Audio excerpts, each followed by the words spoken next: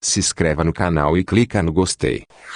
Aldous Huxley Admirável Mundo Novo 2. E esse, interveio sentenciosamente o diretor, é o segredo da felicidade e da virtude. Amarmos o que somos obrigados a fazer. Tal é a finalidade de todo o condicionamento. Fazer as pessoas amarem o destino social de que não podem escapar. No intervalo entre dois túneis, uma enfermeira ocupava-se em sondar delicadamente, por meio de uma longa e fina seringa, o conteúdo gelatinoso de um bocal que passava. Os estudantes e seu guia detiveram-se a observá-la por alguns instantes, em silêncio. Então, Lenina, disse o Sr. Foster, quando ela finalmente retirou a seringa e se endireitou. A moça voltou-se, sobressaltada. Podia-se ver que era excepcionalmente bonita, embora a luz lhe emprestasse uma máscara de lupo e olhos roxos. Henry, seu sorriso evidenciou, num clarão vermelho, uma fileira de dentes de coral. Encantadora, encantadora, murmurou o diretor, dando-lhe 2 ou 3 tapinhas. Recebeu em troca um sorriso de deferência. Que é que você está dando a eles aí? Perguntou o Sr. Foster, imprimindo à sua voz um tom muito profissional. A tifoide e a doença do sono habituais. Os trabalhadores dos trópicos começam a receber inoculações no metro 150, explicou o Sr. Foster aos estudantes. Os embriões ainda têm guelras. Imunizamos o peixe contra as moléstias do futuro homem. Depois, voltando-se para Lenina, às 15 para as 5 no terraço, esta tarde, como de costume. Encantadora, disse o diretor mais uma vez.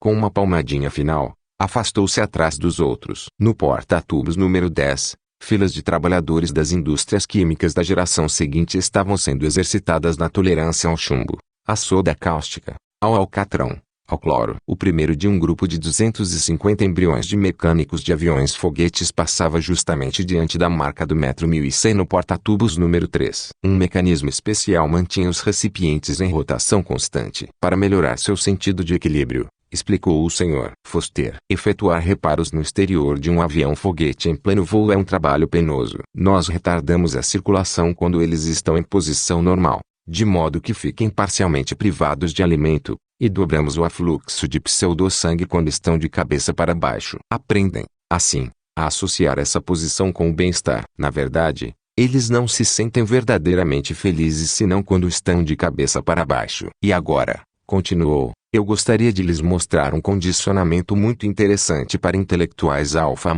Temos um grupo grande no porta-tubos número 5, ao nível da primeira galeria. Gritou para 2 rapazes que tinham começado a descer para o andar térreo. Eles se acham mais ou menos na altura do metro 900, explicou. Na realidade, não se pode efetuar nenhum condicionamento intelectual útil antes que os fetos tenham perdido a cauda. Sigam-me. Mas o diretor havia consultado o relógio. 10 para as 3. Disse. Receio que não tenhamos tempo para dedicar aos embriões intelectuais. Precisamos subir aos berçários antes que as crianças tenham terminado a cesta. O Sr. Foster ficou decepcionado. Pelo menos uma olhadela na sala de decantação, suplicou. Está bem, vamos. O diretor sorriu com indulgência. Apenas uma olhadela. 2 deixaram o Sr. Foster na sala de decantação. O DIC e seus alunos entraram no elevador mais próximo e foram levados ao 5º andar. Berçários. Salas de condicionamento neopavloviano, indicava o painel de avisos. O diretor abriu uma porta. Entraram numa ampla sala vazia,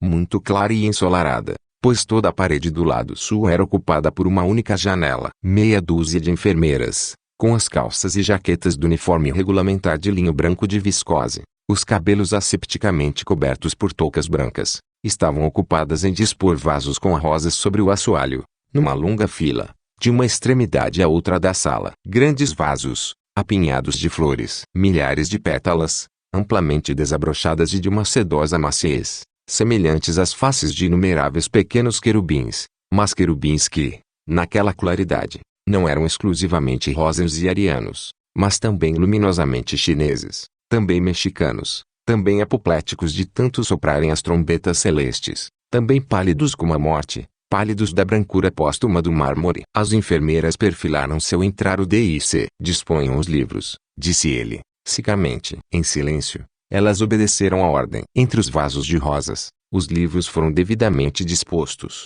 uma fileira de livros infantis pequenos, cada um aberto, de modo convidativo, em alguma gravura agradavelmente colorida, de animal, peixe ou pássaro. Agora, tragam as crianças. Elas saíram apressadamente da sala e voltaram ao cabo de 1 ou 2 minutos, cada qual empurrando uma espécie de carrinho. em que, nas suas 4 prateleiras de tela metálica, vinham bebês de 8 meses, todos exatamente iguais, um grupo Bokanovski, evidentemente, e todos, já que pertenciam à casta delta, vestidos de caque. Ponham as crianças no chão. Os bebês foram descarregados. Agora, virem-nas de modo que possam ver as flores e os livros. Virados, os bebês calaram-se imediatamente. Depois começaram a engatinhar na direção daquelas massas de cores brilhantes, daquelas formas tão alegres e tão vivas nas páginas brancas. Enquanto se aproximavam, o sol ressurgiu de um eclipse momentâneo atrás de uma nuvem. As rosas brilharam como sob o efeito de uma súbita paixão interna.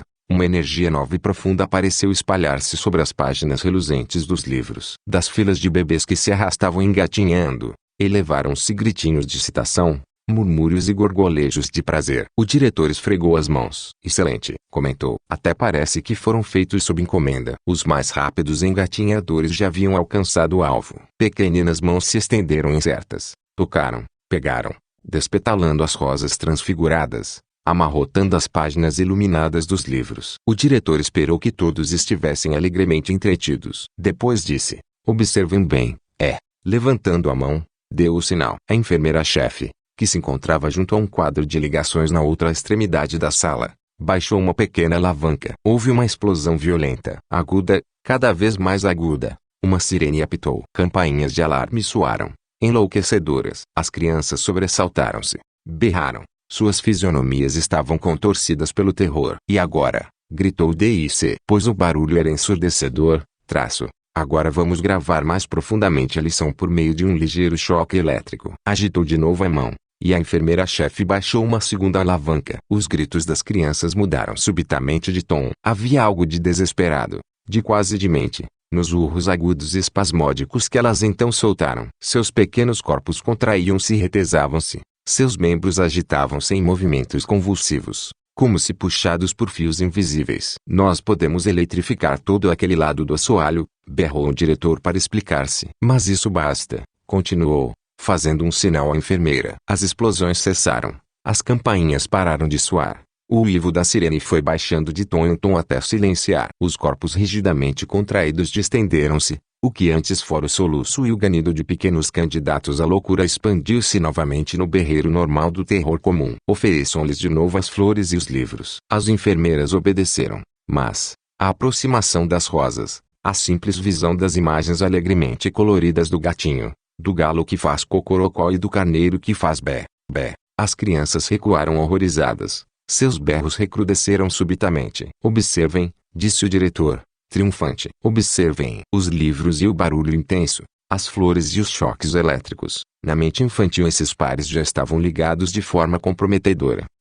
Ao cabo de 200 repetições da mesma lição, ou de outra parecida, estariam casados indissoluvelmente. O que o homem uniu, a natureza é incapaz de separar. Elas crescerão com o que os psicólogos chamavam de um ódio instintivo aos livros e às flores. Reflexos inalteravelmente condicionados. Ficarão protegidas contra os livros e a botânica por toda a vida. O diretor voltou-se para as enfermeiras. Podem levá-las. Sempre gritando, os bebês de caque foram colocados em seus carrinhos e levados para fora da sala, deixando atrás de si um cheiro de leite azedo e um agradabilíssimo silêncio. Um dos estudantes levantou a mão. Embora compreendesse perfeitamente que não se podia permitir que pessoas de casta inferior desperdiçassem o tempo da comunidade com livros e que havia sempre o perigo de lerem coisas que provocassem o indesejável descondicionamento de algum dos seus reflexos. Enfim, ele não conseguia entender o referente às flores. Por que se dar ao trabalho de tornar psicologicamente impossível aos deltas o amor às flores? Pacientemente, o D.I.C. explicou. Se procedia de modo que as crianças se pusessem a berrar diante de uma rosa,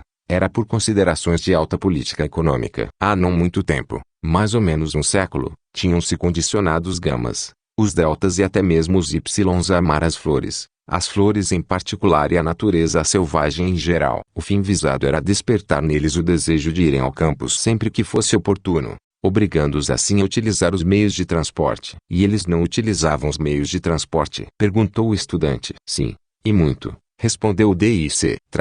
Mas nada mais. As flores do campo e as paisagens, advertiu, têm um grave defeito. São gratuitas. O amor à natureza não estimula a atividade de nenhuma fábrica. Decidiu-se que era preciso aboli-lo, pelo menos nas classes baixas. Abolir o amor à natureza, mas não a tendência a consumir transporte, pois era essencial, evidentemente, que continuassem a ir ao campo, mesmo tendo-lhe horror. O problema era encontrar uma razão economicamente melhor para o consumo de transporte do que a simples afeição às flores silvestres e às paisagens. Ela fora devidamente descoberta. Nós condicionamos as massas a detestarem o campo, disse o diretor. Em conclusão, mas, simultaneamente, as condicionamos a adorarem todos os esportes ao ar livre. Ao mesmo tempo, providenciamos para que todos os esportes ao ar livre exijam o emprego de aparelhos complicados, de modo que elas consumam artigos manufaturados, assim como o transporte. Daí esses choques elétricos. Compreendo, disse o estudante, e calou-se, admirado. Houve um silêncio. Depois, pigarreando para clarear a voz. Era uma vez, começou o diretor quando nosso Ford ainda estava neste mundo.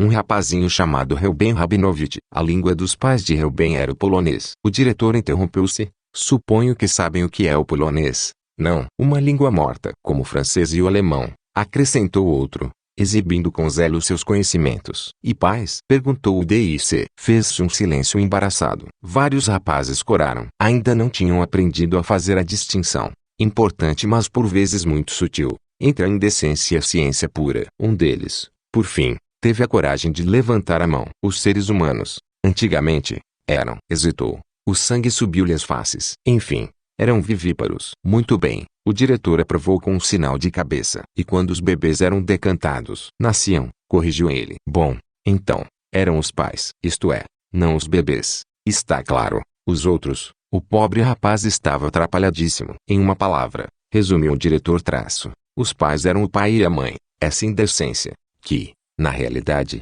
era a ciência, caiu com estrépito no silêncio daqueles jovens, que não ousavam olhar-se. A mãe, repetiu ele em voz alta, para fazer penetrar bem fundo a ciência. Inclinando-se para trás na cadeira, disse gravemente, são fatos desagradáveis. Eu sei, mas é que a maioria dos fatos históricos é mesmo desagradável. Voltou ao caso do pequeno Reuben em cujo quarto, certa noite, por descuido, seu pai e sua mãe, tinham deixado ligado o aparelho de rádio. Pois é preciso lembrar que, naqueles tempos de grosseira reprodução vivípara, os filhos eram sempre criados pelos pais, e não em centros de condicionamento do Estado. Enquanto a criança dormia, o aparelho começou, de repente, a captar um programa transmitido de Londres, e na manhã seguinte, para espanto de seu e de sua os mais arrojados entre os rapazes arriscaram-se a trocar um sorriso. O pequeno Reuben levantou-se repetindo, palavra por palavra, uma longa palestra desse curioso escritor antigo, um dos poucos cujas obras permitiu-se que chegassem até nós, George Bernard Shaw, que, segundo a tradição bastante documentada, falava sobre seu próprio gênio. Para o piscada de olho e a risinho do pequeno Reuben, essa palestra era, sem dúvida, totalmente incompreensível pensando que o filho tivesse enlouquecido de repente, chamaram um médico. Por sorte, este compreendia o inglês, reconheceu a palestra como sendo a que Shaw transmitira pelo rádio, percebeu a importância do que acontecera e escreveu a respeito uma carta à imprensa médica. O princípio do ensino durante o sono, ou hipnopedia, estava descoberto. O DIC fez uma pausa de impacto. O princípio estava descoberto, mas decorreria muitos anos até que ele tivesse aplicações úteis. O caso do pequeno Reuben ocorreu apenas 23 anos depois do lançamento do primeiro modelo T de nosso Ford. Aqui o diretor fez o sinal do T sobre o estômago e todos os estudantes o imitaram, reverentes. No entanto, furiosamente, os estudantes rabiscaram a hipnopedia, primeiro emprego oficial e no ano 214 DF. Por que não antes? Duas razões.